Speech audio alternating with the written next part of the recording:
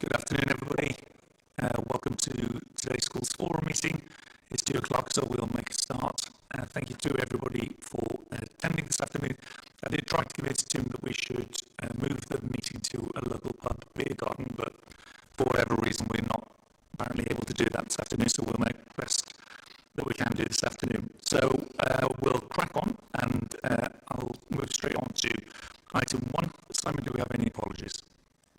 Yes, thank you, Chair. We've received apologies from Andrew Skelding, Councillor Mark Sutton, Craig Hodgson, Emily Vero, although she may turn up just a little bit late, and Councillor Jonathan Price. Thank you, Simon. Okay, item 2, declarations of interest. Are there any declarations of interest in the agenda? No. Okay, thank you very much. We'll move on to item 3. Which is the minutes of the last meeting held on the 23rd of January. Is everybody happy that they are an accurate record of the meeting that took place? Are there any queries or concerns? Super. Okay, then we'll move on to item 4, which is matters arising. I'll pause and see if colleagues have any matters arising from the minutes of the 23rd of January meeting.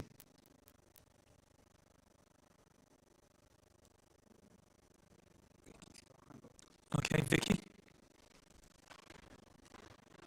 Hi there. Yes, I just wanted to ask, on page 9 and into page 10, is it correct that £283,780 was allocated to Staffordshire for the falling roles funding, and that of this, a one-off payment of £79,940 was made to one school, and the rest went into DSG?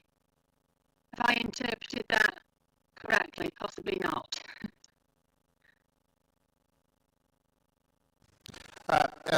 Yes, Vicky, that's correct. If you remember, we agreed a formula by which it would be allocated in terms of, and we signed that formula off at Schools Forum, and then we applied the formula, which meant that one school met that criteria, and that was the allocation for that school. And so the rest of it, as agreed at Schools Forum, was contributed to the DSG. Okay, I'm just mindful around the impact of lower pupil numbers really across the board, so just wanted to double check that I'd got that right. Thanks, Tim. Thank you, Vicky. Steve, I'd like to see. Got your hand up?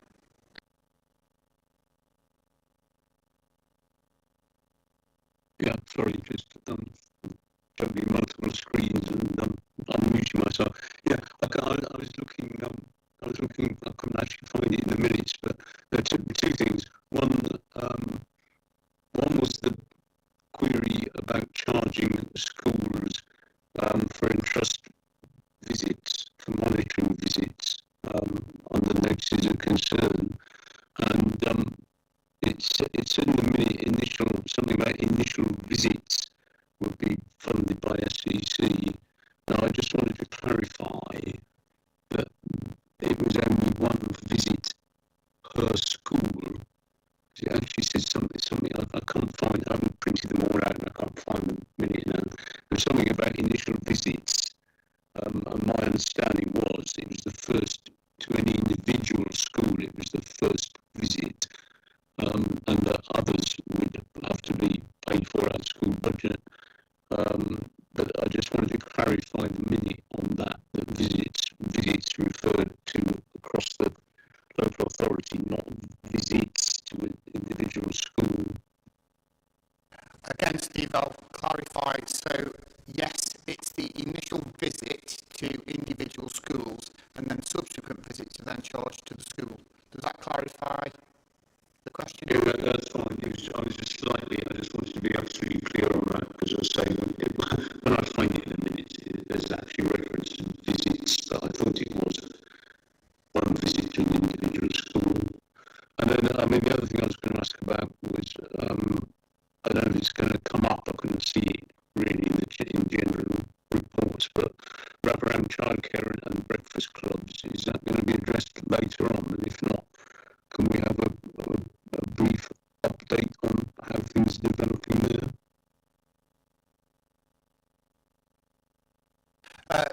it's not on the agenda, I do have a briefing from Helen Gibson around things, so I'll pick that up and we do it towards the end of the meeting. I think there's an A or B bit, isn't there? All right, okay. So, so thank you, and apologies for bringing that on you, Tim. I should have flagged it up number one. Sorry about that. thanks. I'll pick it up now and then we'll come back to it. Thank you, Steve. Are there any other matters arising that colleagues would wish to raise? No. Okay then. Item 5, which is the letter that I wrote to the Secretary of State on behalf of the Schools Forum. Colleagues will have seen it under agenda item 5 within the pack, and the rationale that been explained there.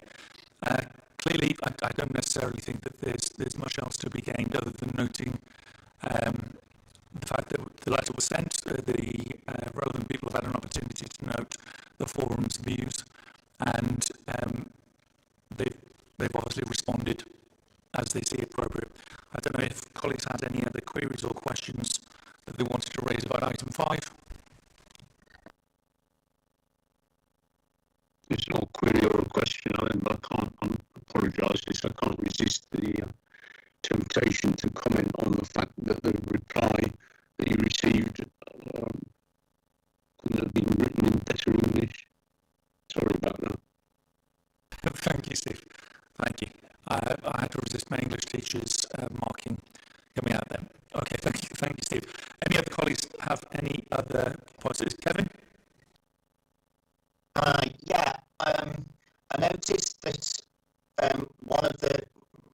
within the letter that came back, it mentioned about, as part of the judgment that they consider the schools forum's rationale behind saying no. And I suppose the rationale that we've always put forward is just a straightforward, the school budgets are struggling. So I'm just wondering that, thinking ahead, if next time the 0.5% comes up, because I've got a feeling it will be an agenda item in autumn term, whether or not we might consider formulating a more detailed response from Schools Forum in terms of a rationale, because the rationale that's been put forward, whilst it is the rationale that we believe, actually there's a lot more detail to that than just, well, school budgets are under pressure, so we don't want to take money away from a school budget. And I think it might be worth exploring that from a Schools Forum point of view to make sure that Schools Forum's viewpoint is properly put forward. Because it would be easy to dismiss that. Clearly what's being sent is not sufficient for them to not make that transfer and to agree with that transfer with the local authority. And obviously that information has been put forward by the local authority. I'm not suggesting the local authority but I just think a bit of clarity on that and making sure that the right information has gone forward. Yeah, thank you, Kev. I'm going to ask Tim to respond specifically in a moment. Yeah, picking up on that point, I think that's fair and valid, and will certainly be a consideration should it happen to come up again in the autumn. Never know. Well, I think there's one thing I can guarantee, that it will be coming up in the autumn.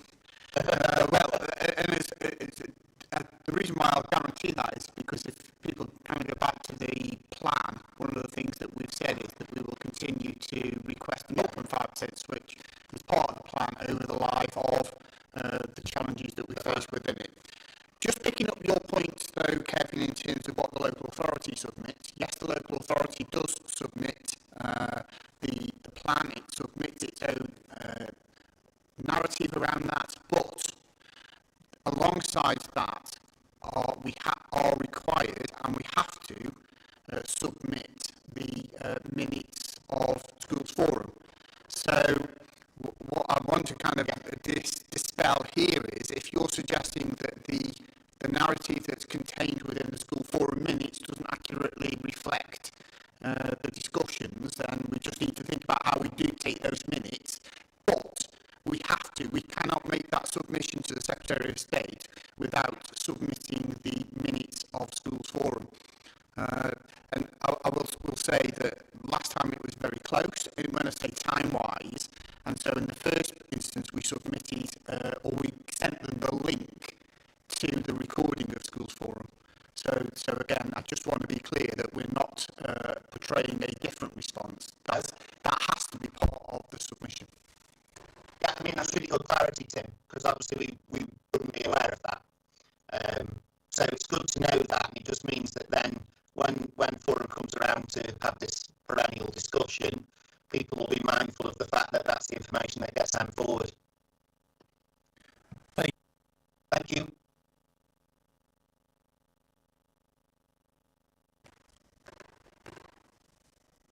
Okay, we will now move on to item 6 and 7, where I'll ask Simon to take over. Okay, thank you, Alan. So item 6 is just a bit more information about the usual election of the chair and vice chair that will be taking place at the Schools Forum in July, which will be a face-to-face meeting. It seems to come around incredibly quickly, but obviously just last year we had Alan take on the opportunity. The year prior to that, obviously, it was Richard who then stepped down. Normally the position is for a 2-year period, so to get that back in order, we're going through the process again in July. As is usual and as per the Constitution, the incumbent chair and vice chair are asked if they would be willing to put themselves forward at the July meeting if they wish to do so. So first, Alan, question to you. Are you happy to put yourselves forward again? Yes, yeah, I'll be happy to do that. Thank you. Great. And Steve, I can't see you on the screen at the moment, but would you be happy to put yourself forward as vice chair?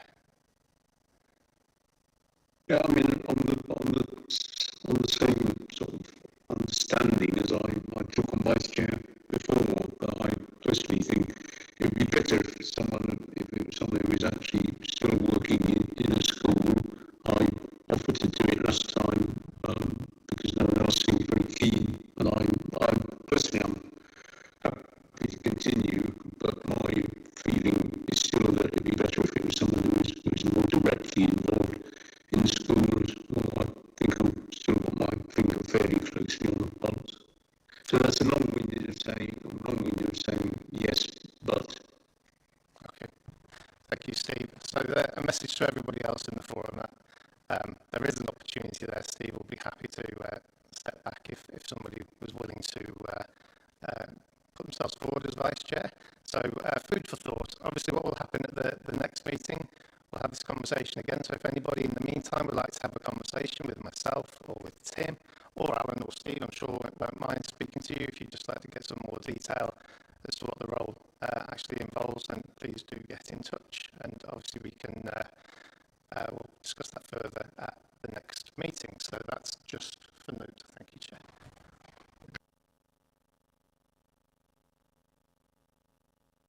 Okay, I'll go straight into the next item, which is the May election. So obviously, alongside this particular, the appointment of the chair and the vice chair, we're also looking at a number of members who are, their positions are up for re-election.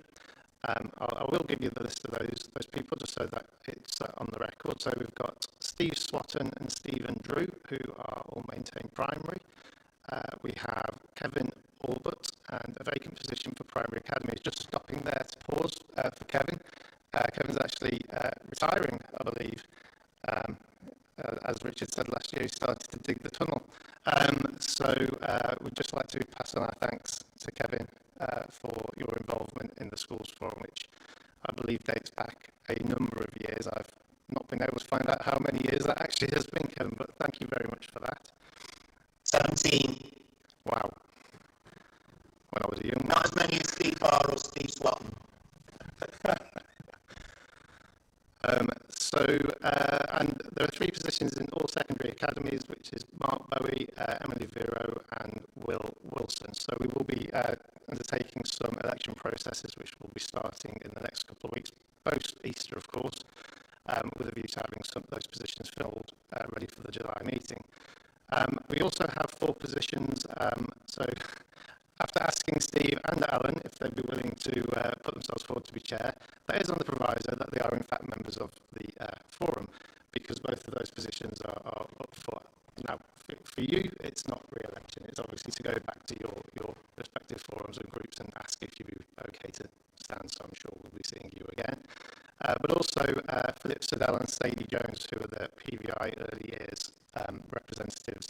I'm sure the same will happen there, but I will be sending an email out to both of you just to ask if you are okay to continue representing those groups. So that's everything from me. Thank you very much. Thank you, Simon. And similarly, Kevin, I'd like to take thanks of everybody on the forum. You don't look old enough to have been doing it for 17 years, Kevin. That can't be true. I have dark hair and hair. Yeah, we've all been there, Kevin. So thank you. Okay, we will now move on to item 8, and Mel is going to lead us on this item. Over to you, Mel. Good afternoon, everyone. A very short paper from us today. Obviously, a standing item on the agenda is notice of concerns and licence deficits. We actually have no new agreements to report to forum on since the last forum. Super, Mel, that wasn't particularly short and punchy. Okay, thank you. Okay, I'm assuming there aren't any questions from colleagues with regards to that. Super, then we will move on to item 9, and I'm going to hand over to Luke at this point. Thank you, Chair. Good afternoon, everyone. So this is the annual schools budget update report for 25-26. The report confirms the budget set for schools and rates for early years providers. The majority of this information has already been communicated, so I'll briefly go through the report, highlighting a few of the key points. So we'll just start off with central provisions. Starts at the top of page 26. This section of the report updates the schools forum with the final figures of planned central expenditure. The allocation for growth and fully enrolled funding for 25-26 is 2.7 million. This funding is being retained centrally to meet commitments under the infant class size and exceptional growth fund policies and the full enrolled criteria. Any underspend will contribute towards repayment of the DSG deficit as per the deficit management plan. There's been a decrease to the levy for the education functions from what was reported at the November meeting due to a change in the number on roll and maintained schools. The final levy for 25-26 has been set at £55.26 per pupil. Moving on to individual schools budgets. So formula budgets are based on the national funding formula. This includes a minimum per pupil funding level for 25 and minimum per pupil funding level. For 25-26, the minimum funding levels per pupil are £4,955 for primary, £6,221 for Key Stage 3 and £6,831 for Key Stage 4. The budget includes a minimum funding guarantee of 0% per pupil from the 24-25 baseline. The individual school budgets can be seen in Appendix 1.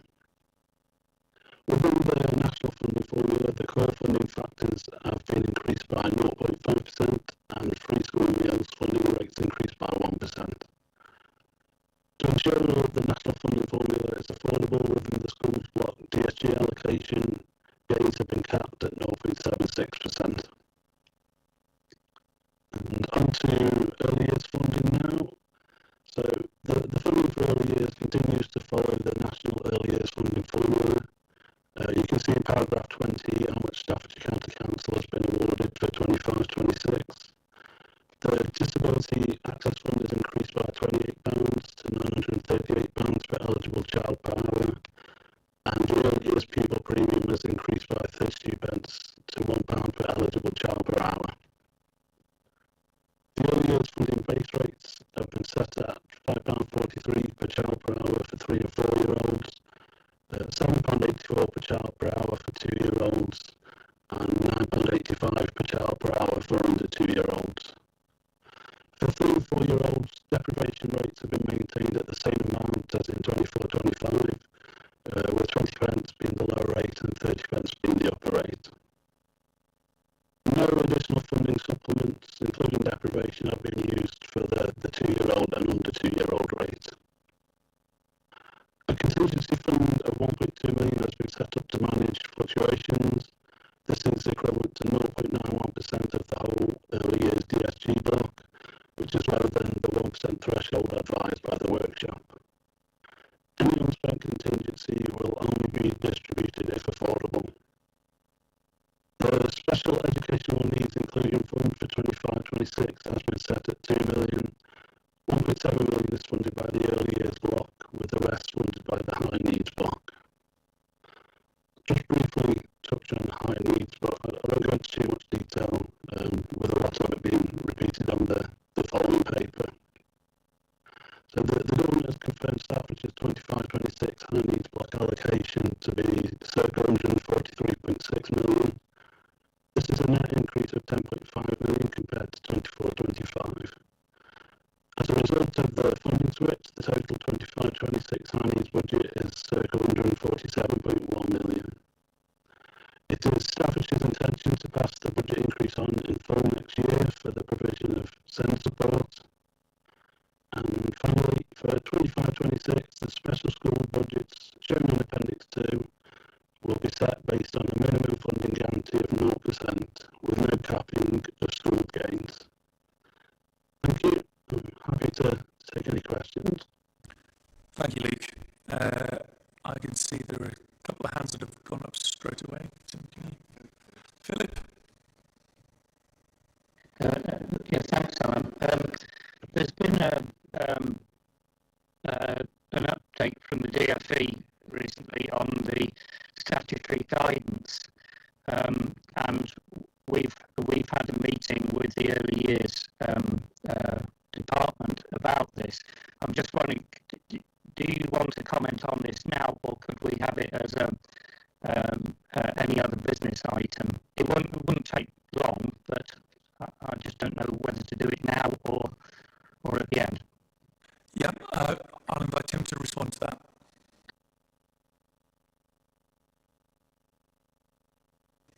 Do you want to come in first, Philip? I can do it now if that's okay. Yes. Yep. Well, the update in the statutory guidance, so as not to bore people, it's just there's an update and then an FAQ document. And what the DFE seem to be doing is to make it very clear, and for PVIs, all nurseries, much more difficult to make any charges, particularly on the 3 and 4-year-olds funding. Now, if members remember the meeting before last, I made a statement about how if the employer's NI amount wasn't going to be covered in the funding, that this would cause severe difficulties for PVIs, particularly smaller ones in more deprived areas.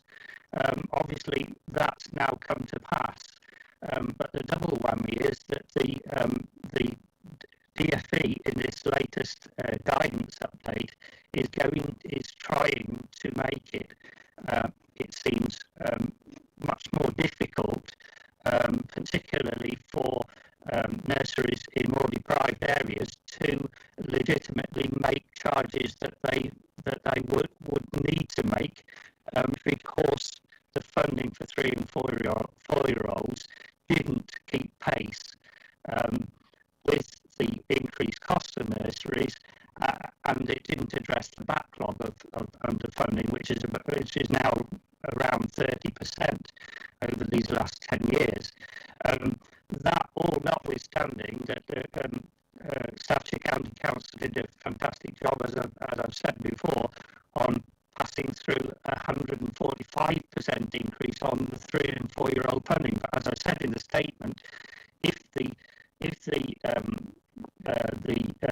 employer's NI wasn't covered, then it would leave us quite drastically short. Our concern is we had a meeting with the early years. The early years group had a meeting with early years in Staffordshire County Council, and we're very grateful for that. And we're also very grateful that they have definitely listened to the concerns that we raised. And the evidence of that is that they've taken the decision not to update not to update the Staffordshire County Council guidance at the moment, because of the concerns that we raised. So I think it's important that we put that out there in the schools forum so that it can be minuted that those concerns that I raised in the statement, not last time but the time before, have come to pass now. We are, as I say, very grateful for the meeting that we've had, and I have to reiterate that we are now very concerned for nurseries not being able to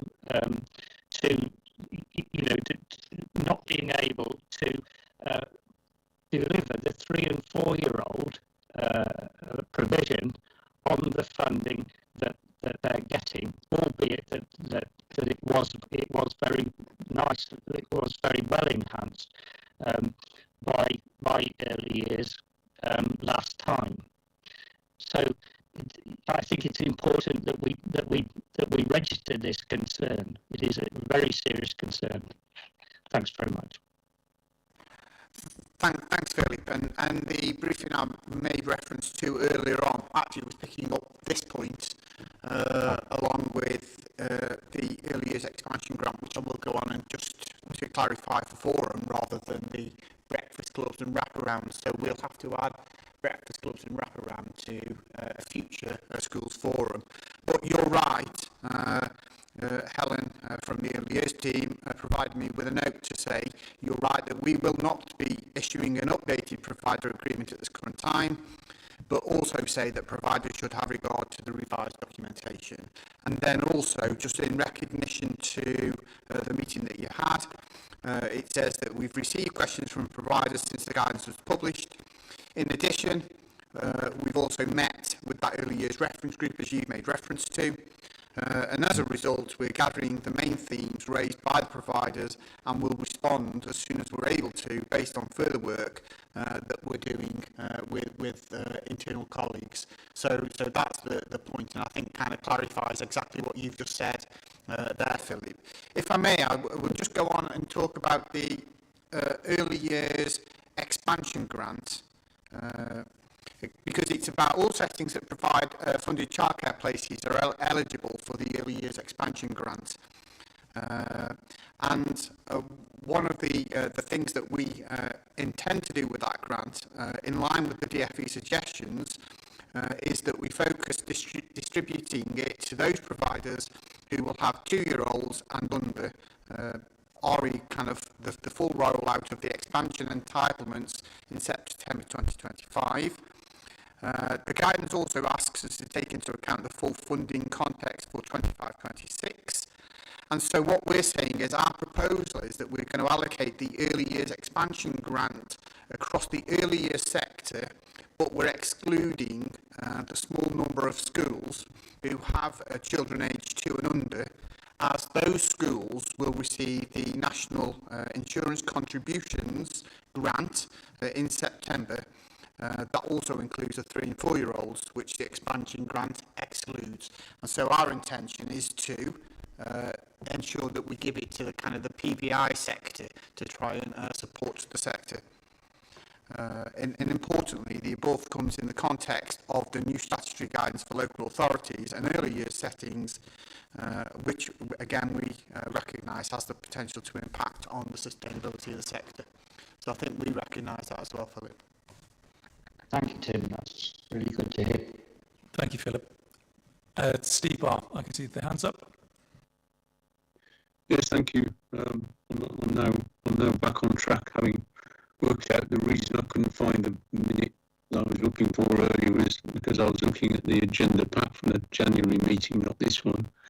Anyway, yeah, 2 points. One probably for Luke and one, I guess, for Tim, because I don't think Mark or Jonathan are on the call today.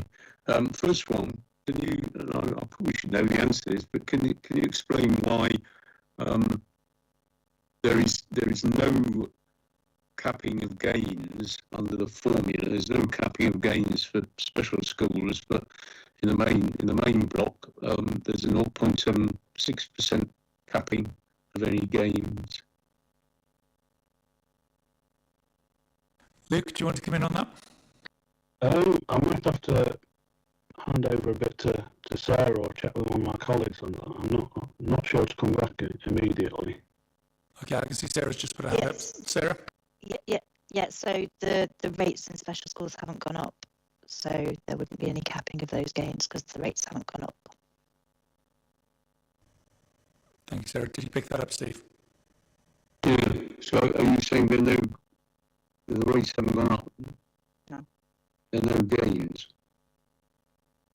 Yeah, the minimum funding guarantee and the way that the caps worked in the special schools would only have kicked in if there'd been an increase in the rates, which there hasn't been.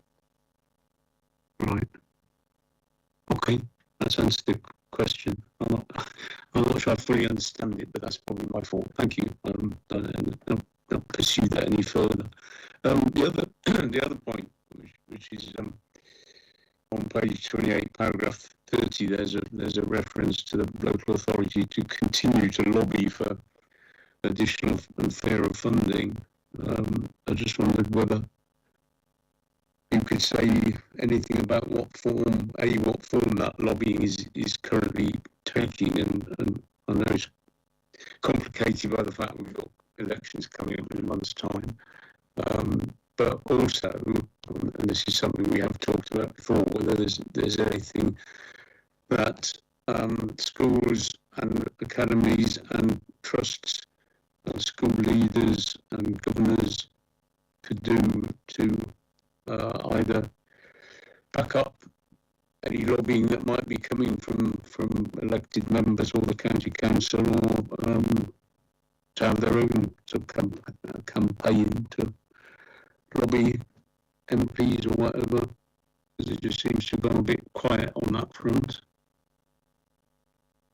I will pick up on some of those points, Steve. In terms of, obviously, we continue to be part of F40, which is voluntary, but it is that. So that is a major way that we continue to kind of support the lobbying of fairer funding across the country, and particularly for Staffordshire. And then there are other forums by which we continue to lobby. So it's through the Society of County Treasurers. We continue to make the point around the sustainability of the local authority and its funding, particularly with the statutory override, and where that places pressure on the system. And then we also are continuing to engage with the Local Government Association and ensuring that we provide the Local Government Association with all the survey requests that they're asking for. Currently there's one around special educational needs transport. We're making sure that we always provide that information, again, because that's optional, and we always do that because we think it's important that we certainly share it from a large shire authority. And then it's probably not appropriate necessarily for me to kind of talk on behalf of Councillor Price, Councillor Sutton in terms of the elected members, but one of the things that they continue to do through the council is to meet with their local MPs and to continue to raise all of the particular challenges, of which SEND is very high on that agenda when they meet with the MPs locally. Thank you, Tim. Steve, does that answer your questions?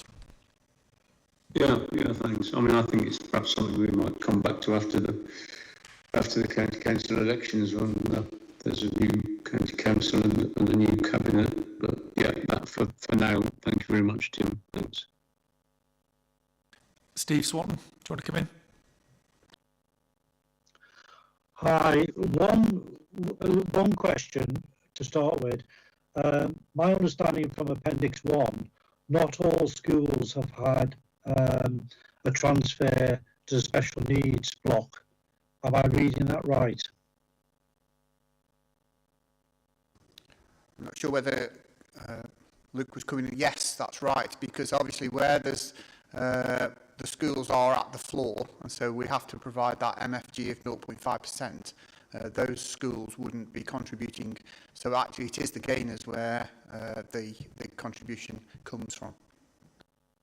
Yeah, that just confirms my understanding. The next point is more of just a comment. DFE's technical paper indicated that the extra funding this year was 4.3%. Now I know within that about 1.5 is to do with the national insurance, which we are getting outside the main funding. But when we end up only getting 0.76 at the maximum, it's a little bit misleading when you read the technical note.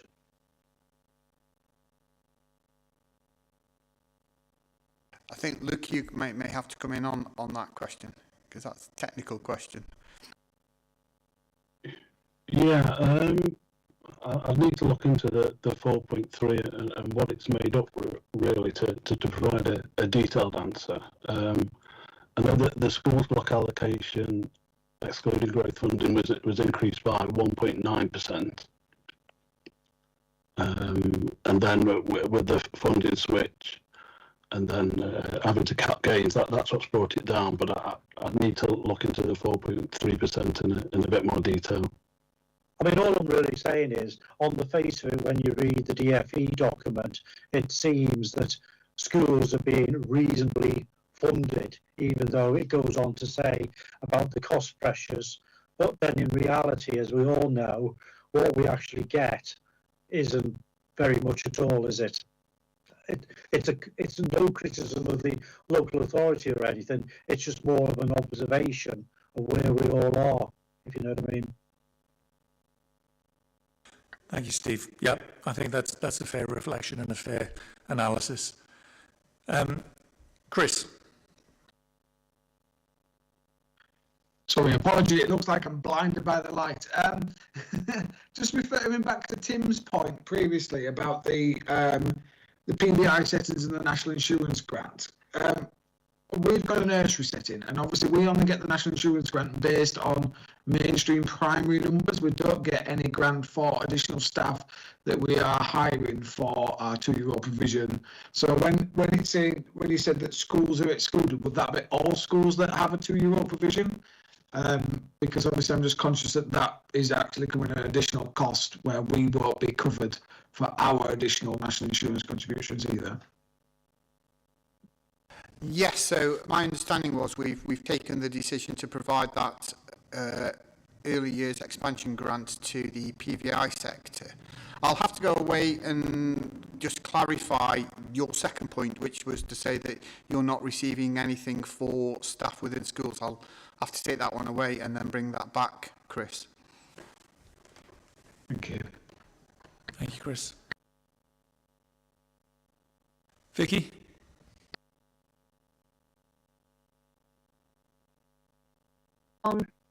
Sorry, I was still on mute. Just a comment really, rather than a question, in relation to the individual school budget section of Luke's paper. And it just really, at the risk of stating the obvious, the fact that there's no notice of concern or licence deficits on the list isn't because there aren't any, it's because they changed the guidance, which is alluded to in the previous minutes in the last meeting.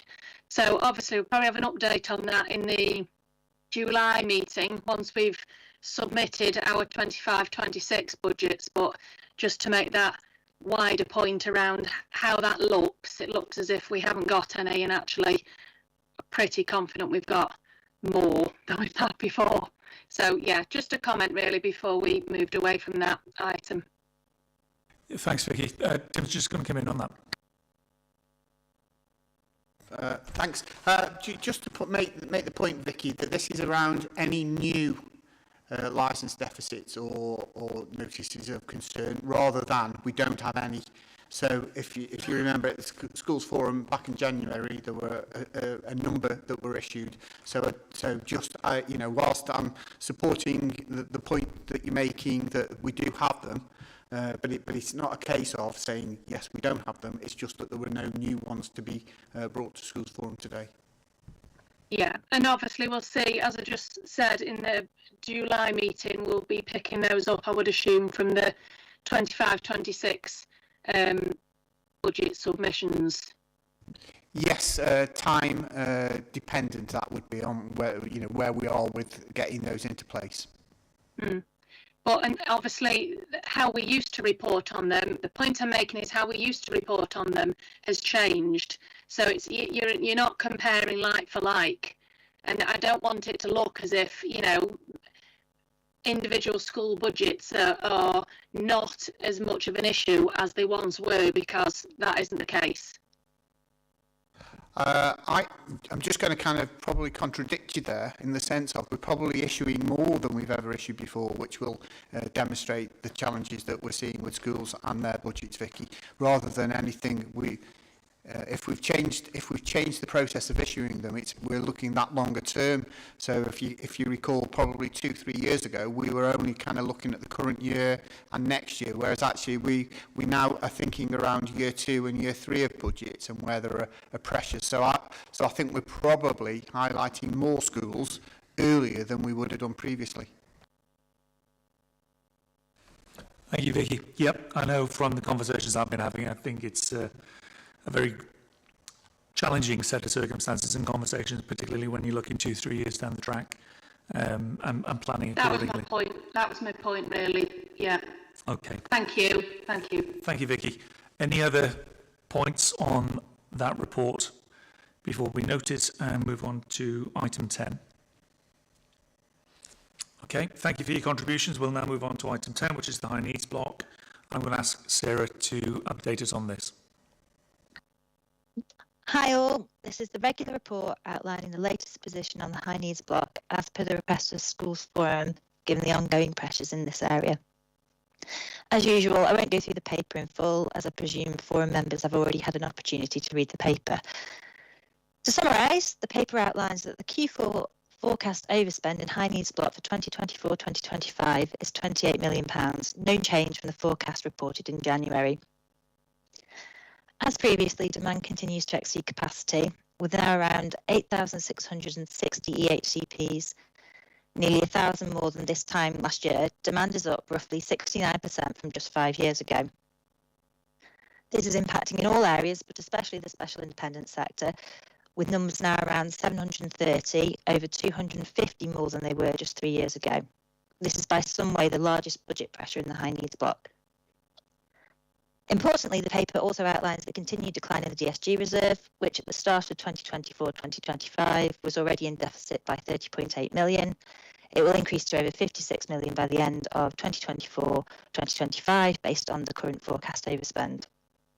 Left unaddressed, the funding gap will likely increase, and by 2029-2030, Staffordshire's high needs block could be between 40 million and 80 million pounds over budget, and by which time the accumulated deficit will be somewhere between 250 million and 360 million pounds.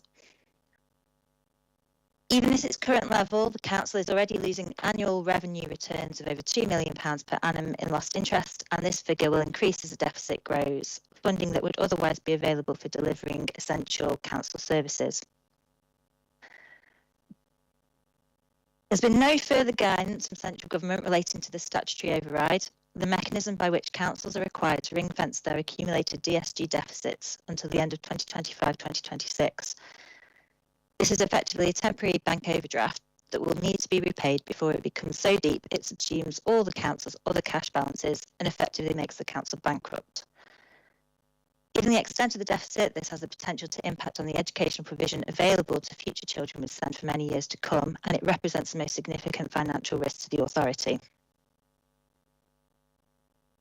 In November 2022, we brought forward a proposed deficit management plan to mitigate as far as possible the existing overspend. Part of that plan included a 0.5% funding switch from Schools Block. The transfer for 2025-26 was not supported by Schools Forum, however it was supported by the Secretary of State, and therefore about £3.5 million will be added to the high needs block budget. The paper goes on to outline the high needs budget for 2025-2026. As previously reported in January, the government's allocated over just has allocated just over 143.6 million for Staffordshires High Needs Block. Once we add the 3.5 million funding switch money, this brings the total available for high needs spend next year to 147.1 million, about 11.5% higher than in 2024-2025. The council recognises the financial pressures, as we just talked about, on schools across Staffordshire, and as we keep saying, we will continue to lobby government for additional funding in the sector. Importantly, none of the additional funding received in 2025-2026 will be used to repay historical deficits. For 2025-2026, the special school budgets will be set based on a minimum funding guarantee of 0% in line with the MFG set by government. Also, the infrastructure lump sum has been separated from the MFG element of the school-specific rate and paid as an upfront amount based on schools' agreed plan places. The 2025-2026 budgets include a 10% increase to Trig 8 rates. However, environmental capacity and split site payments, both non-statutory factors, have been rolled into the funding envelope and redistributed as part of that Trig 8 funding uplift. The impact of the roll-in will be phased in over 3 years for environmental capacity and 2 years for split sites. And as last year, and in recognition of increasing costs, 3 additional separate funding streams will be passed on to both special schools and PRUs. These are grants that come from government, or have been, we're told to pass on by government. The additional 3.4% funding equivalent first distributed in 2023 based on current plan place numbers. Historic TPG and TPECG grants based on current plan place numbers at 2020 values. And the Core Schools Budget Grant, which this year combines last year's Core Schools Budget Grant, TPEG and TPEG 24, which is the Pay and Pensions Grant related to 2024, which was separate grants last year, and additional funding to support high needs providers with increases to their national insurance contributions from April 2025. The report goes on to provide an update on the progress of the SEND Accelerated Progress Plan and Alternative Improvement Plan. These outline how, over time, improvements in the provision for children and young people will be implemented and are essential for the delivery of the DSG management plan. This approach includes the new area of CEDAS provision, which commenced in 5 of the 8 districts on the 1st of September 2024. Provision for South Staffordshire became operational in January 2025, and expressions of interest closed for the remaining districts of Lichfield and Staffordshire Moorlands at the end of February 2025. These expressions of interest are currently being considered by the local authority with a view to shortlisting and interviewing prospective applicants. Also, in a change to the original process, CEDAS support can now be agreed at the local management group, as well as through the do phase of EAPDR. This move represents a repositioning of a significant proportion of CEDAS capacity to an earlier stage in the school's graduated approach and will enable schools to enhance their SEND systems improvement work. This adjustment came into effect from the 1st of March 2025 in all districts where CEDAS teams are operational. The report closes with an update on Section 19 provision and the recoupment of these costs. At January's Schools Forum, it was agreed to establish a task and finish group to review the current arrangements and to work towards an agreed solution supported by the guidance. This group met to begin their review on the 27th of January 2025. It is hoped that a mutual agreement between SCC and schools can be reached. As a result, SCC will not be pursuing any issued and unpaid invoices in relation to ORP charge until a recommended formula has been devised, agreed and recommended to each school, at which point a decision will be made in respect to those past invoices. Similarly, invoices that have been paid will also be subject to a further decision once a recommended formula has been agreed. The updated recommended formula may necessitate the return of funds or a reduction of future contributions to offset the element of payment that is no longer part of the agreed recommended formula. And once a decision about that agreed recommended formula has been reached, a further communication will be sent to all schools confirming the formula. Happy to take any questions. Thank you, Sarah. Laura, do you want to come in first? Hello. I'm just going to talk on behalf of the special school academies. I'm sure you're aware that our budgets are set from September to August, and a change has been brought in by the local authority here into how funding is allocated via the school-specific funding. Previously, this has been on a per-pupil basis, and this change mid-year for us within our budgets means that this is having a significant impact on the funding for our special school academies. One of our Stafford Special School Academies has a reduction in funding of £39,280, and 3 of our academies combined in one, MAT, has a reduction of £14,000 due to this change. As I'm sure you are aware, most of the special schools within Staffordshire are substantially and significantly above their planned places, and this is where the impact comes from. We are concerned that we will be being asked to do more with less, as all of our mainstream colleagues are worried about that as well. But we also feel that this will give a higher use of the independent sector, because we won't be able to meet needs that are outlined on EHCPs, and will lead into significant spending in those areas. Thank you, Laura. Jim, do you want to come in? Do you want to pick that one up, Sarah? I don't mind. I don't mind, Tim. I can if you want me to. Yeah, if you want to. Yeah. And what I would say about the infrastructure lump sum is it's meant to mirror the infrastructure lump sum that they get in the mainstream school, which is sort of based on isn't related to pupil numbers. It's in elements that are sort of fixed costs. So that's what the basis of that kind of part of the formula is related to. And the way that it was set up over like 10 years ago was that the schools that had the largest school will get nothing from that infrastructure lump sum, and the smallest school will get the most, basically. So what was happening is the smallest schools, if they were growing in the year, would end up getting more than the smallest school. So I think it's important to understand that was what was happening in this scenario. As schools grow, the infrastructure needs change. So doing this mid-year for our academies has that significant impact on budget that's already been set about income that we believed was going to come. There's been no consultation or communication with the schools about this. It's been very short notice. Tim, do you want to come in there? Yeah, I mean, one of the things, we'll take away that issue about the in-year law and have a look at that.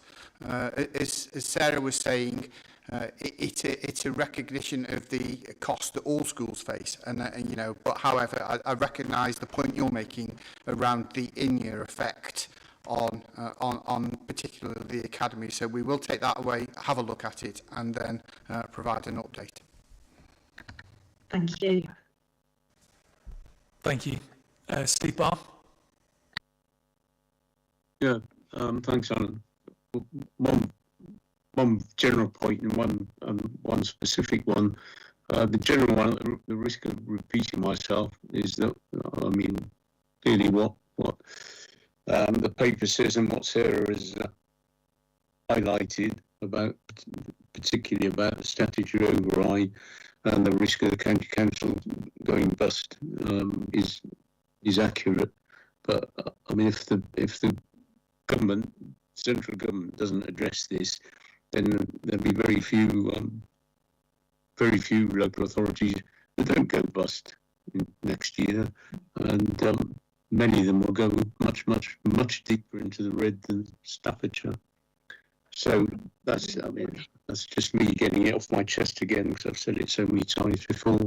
The specific point I wanted to ask about, and again, this is something that we've raised at Schools Forum for many years, is highlighted very near the beginning of the paper, which is independent placements and costs going up and up and up.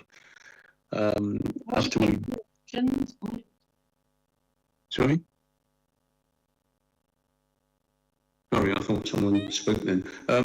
We've had assurances over the years that this is being addressed, and we all know the reasons behind it. And I'm sure if the local authority hadn't taken action, they would have gone up even more. But the budget for 24-25 put in 33.7%, and the outturn figure was 46.6. Sorry, 33.7 million. The outturn was 46.6 million, which is almost 40% higher. But the figure in the 25-26 budget is 36 million, and that's really the question I'm asking. That if the figure in the 24-25 budget was 33.7, but the outturn was 46.6, are we going to have the same sort of scenario again in 25-26, where 36 million goes in and the outturn is 48 or something like that? I think, yeah, well, yes, Steve, because the problem is, isn't it, that we know right now that whatever number I put by whatever line on that budget, we haven't got enough, because we're forecasting something like deficit management plan says something around a £40 million overspend in 25-26. So I think the answer is yes, but yeah, what can you say? Okay, that's an honest answer. Thank you. Yeah, thank you, Sarah. Kevin. Just an observation, really. On the paper within the EAPDR section, it talks about the number of children that have gone through EAPDR and then go to EHC. And it says 40 have gone to EHC following EAPDR, and all of them have been done within the statutory 20 weeks, which is brilliant. It's great. It shows that EAPDR is working, and that's a very positive picture, and that's all good news. The danger around it, though, is that the children that go straight to EHC requests without going through EAPDR are not meeting that 20-week statutory process at all. They're going way over, and it just doesn't look. I understand why. It's not a criticism. It just doesn't look good that actually we're now sort of almost advising schools within our own SEND hubs, go through EAPDR because you'll get your EHC quicker. And that isn't necessarily what EAPDR should be there for. And I'm just a little bit concerned that what we could end up doing is flooding the EAPDR system with kids who actually really should just go to statutory assessment because that's where they're at. But they'll go through EAPDR because they'll think they'll get it quicker.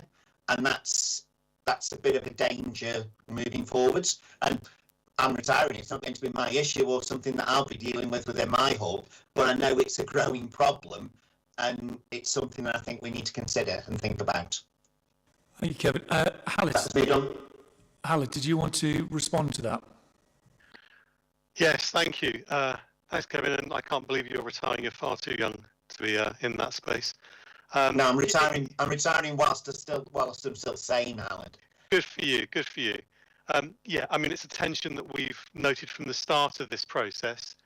For me, EAPDR is not another step towards an EHCNA. That wasn't one of the North Stars for its delivery. What we're hoping is that EAPDR becomes part of that graduated approach. But inevitably, it sets up that tension. Is it the alternative route in? Now, for some children that have very, very complex needs, and their needs meet that legal test, the route through to a request for an education healthcare needs assessment is the right route. In terms of the lateness of 20-week assessments, we've taken some fairly aggressive steps in the last couple of weeks in that space. We've got around 600 assessments that are beyond the 20 weeks as we stand, and we are creating a temporary high focus team of SEND key workers to address that particular backlog. So we're hoping that we'll get into that sort of neutral space where we have very few plans beyond the 20 weeks. Melissa Jones from Education Psychology has also commissioned 300 additional EdPsych reports in the locum space, so that we're hoping that once those reports are in place, which is one of the primary reasons for the delays in education, healthcare needs assessments. And again, it's a national issue, and where we have the government closing EdSpsych training courses, it does feel very, very sort of counter to what we're hearing in terms of the need for more education psychologists. So I absolutely acknowledge and agree with your framing of the situation. It's a tension that we're going to need to navigate very carefully, and I'm hoping that with our district colleagues from the district model that we can make sure that children who would benefit from EAPDR because of the early intervention would be accessing EAPDR. And we're looking at sort of 355 kids on EAPDR at the moment, which is every week increases by a magnitude of 10 or 12. And we're seeing probably 70% of those requests for EAPDR agreed, which is, I know it states on the paper, a 7% increase. We're now up to a 10% increase in the number of agreed EAPDRs, which is great. We want to be doing that. We want to be getting early intervention in place, but fully acknowledge the tension. But just to reassure colleagues in this room that we are addressing the backlog aggressively, and there is a very, very clear recovery plan in place. That's good to know. It's because it would be a crying shame for the children who should be going to EAPDR, but don't get there quick enough because it's clogged up with the children who are already past that point. And that would be the crying shame, because the whole point is that it's meant to be early intervention and it's meant to be quick. So it just spirals then, doesn't it? So I'm really pleased that hopefully you can manage it, because that would be great. Thanks. Thanks, Kevin. Thank you. Tim, then Vicky. Just to emulate, definitely agreeing with Kevin's point there, and thank you, Hallett, for your explanations as well. And I think we all know and understand what that is. Just added to this idea of the possible gaming of the system because of it being perceived as another pathway in thinking of the primary academies, the backlog in reviewed EHCPs that have had the review meeting, and then children and their parents not being able to access special school places that their children may have benefited from, because those places have been allocated to possibly out of county children, because of course special schools will need to have those places filled because they will rely on being full schools. It was just to add that maybe as that extra tension, that some of those waiting academies that I have involvement with are quite extreme, and actually then that send casework and simply being able to tell schools or parents that they will escalate that to their leadership team, but then there'll be too many who are heard at that week's of meeting, that then gets passed on to the next week and the next week. And I know we're all here to improve the outcomes for all children. But just to say, I'm sure with that extra commissioned work, hopefully we'll see that backlog going. But thank you very much for your points. It was just to add that statement. Thank you, Tim. Vicky? Yeah, only to add briefly, similar to Kevin, Tim's point really, and thank you, Hallett, but I'd had a specific request from a colleague when Steve and I send out the agenda just around the same thing, so I just didn't want to feel that I'd not put that forward, just the amount of time they've waited and the extent of the need that they're trying to meet and the impact of that really. But I appreciate you've got that task force in place, so hopefully that will speed things up a bit. Thank you. Thank you, Vic. Thank you, Vicky. And I'll make sure that those comments are passed on to the district leadership team so they can cascade those down into their district send teams. Thank you. Thank you, Alice. Will? I just check what's the anticipated timescale for removing that backlog, because I am concerned as a secondary head around, early intervention, and when that early intervention does not take place, these children are more likely to be at risk of suspensions and the mercy of the sanctions of schools. So is there a kind of anticipation of when that backlog will be cleared? Yep. So next week we've instructed all of the send team to focus on the circa 200 plans. 300 plans where they are ready to be written. So there's going to be a focus week next week to focus on those plans. So expect consultations to be forthcoming, obviously notwithstanding the Easter holidays. So Melissa Jones has commenced her activity on the EP backlog, again, which is part of that chain effect in terms of the assessment process. So that started in mid-March, so a couple of weeks ago now. So those commissions, and I just wanted to take this opportunity to applaud Mel's ability to find EP capacity nationally to provide that particular service, because obviously EPs are few and far between. So the plan is around sort of 6 to 9 months to complete that process. But as I speak, we are in the throes of further requests for statutory assessment, and we're circa 1,000 assessments in process at the moment. So whilst we're bailing as fast as we can, the water is coming into the boat, if you like. So the demand is outstripping capacity as we speak. So notwithstanding all of our efforts, there needs to be a national solution here. And I'm expecting a government white paper, hopefully, that will address the root and branch issues that we see within the SEND system. But just to reassure colleagues that we are doing all that we can and making sure that we're deploying resources in a focused way in this summer term going forward. Thank you, Howard.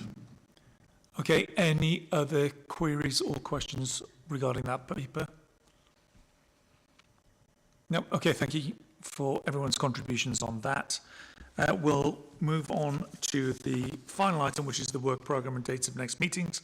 So as Simon's already said, the next meeting will be a face-to-face meeting on 10th of July, and then the other meetings are listed below, and agendas obviously will be sent out in the normal way.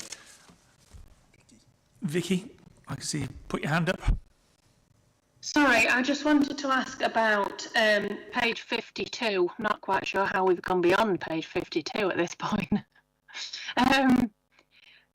The education banding tool, there's a table on page 52 around that, but not any specific blurb within the paper about reintroduction and timescales for that, and unless I've missed that elsewhere, which is likely. Could we just have a bit of an update on that, or if it's not imminently being reintroduced, whether that would be something we'd be looking at in the July meeting at all?